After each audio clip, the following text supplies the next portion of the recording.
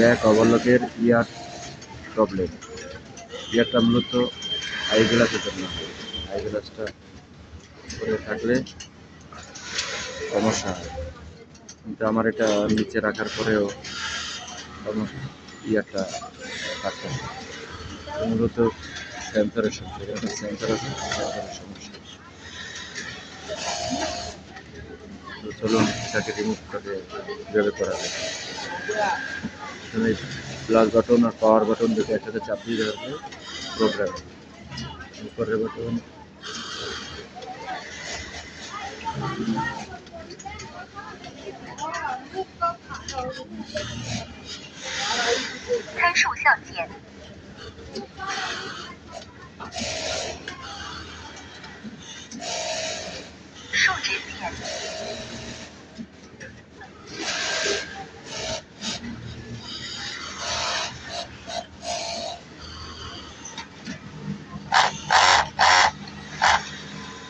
লাগাই না 10 মিনিট